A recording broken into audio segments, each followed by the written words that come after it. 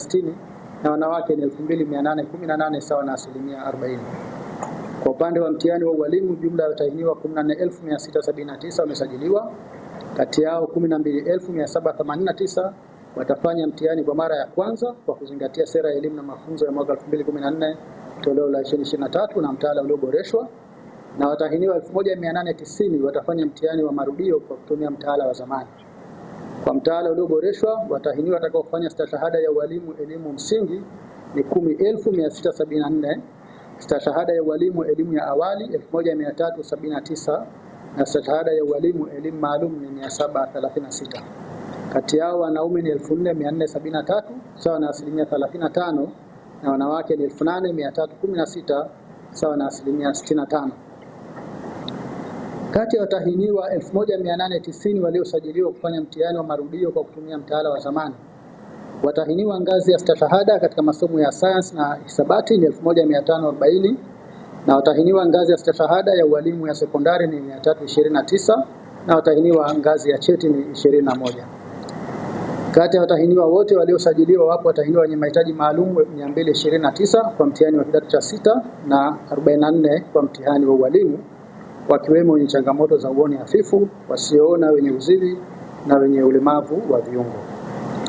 Kuhusu maandalizi ya mitihani hii, baraza limekamilisha usambazaji wa mtihani husika, vitabu vya kujibia na nyaraka zote muhimu katika mikoa yote nchini.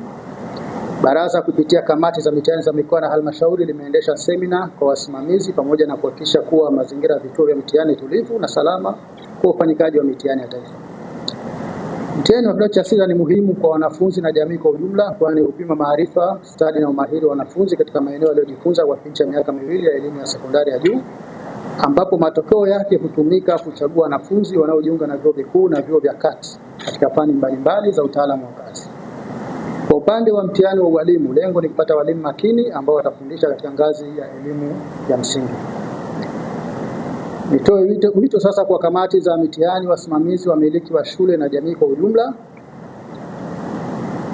Baraza linatoa wito kwa kamati za mitihani kuhakikisha kuwa usalama wa vituo vya mitihani unaimarishwa na kwamba vituo hivyo vinatumika kwa mujibu wa mwongozo uliotolewa na Baraza la Mitihani la Tanzania. Baraza linawataka wasimamizi walioteuliwa kusimamia kwa weledi na uadilifu wa hali ya juu na kuzingatia kanuni za mitihani, taratibu na miongozo ya baraza ili kila mtahiniwa apate haki yake. Wasimamizi wahakikisha watahiniwa wasiona wanapewa mitihani ni maandishi ya nukta nundu na wenye uoni hafifu maandishi yaliyokuzwa. Aidha, watahiniwa wote wenye mahitaji maalum ongezewe muda wa dakika 20 kwa kila saa kwa somo la hisabati na dakika 10 kwa kila saa kwa masomo mengine kama kanuni zinavyoelekeza.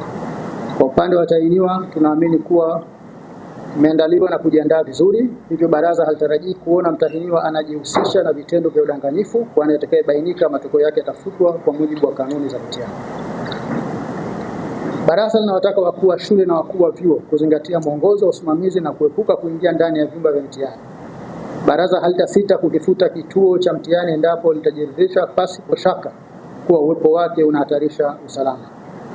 Jamii inaombwa kutoa ushirikiano katika kuhakikisha mitihani ya taifa inafanyika kwa amani na utulivu. Wananchi wajiepushe kuingia katika maeneo ya shule na vyuo katika kipindi chote cha ufanyikaji wa mitihani.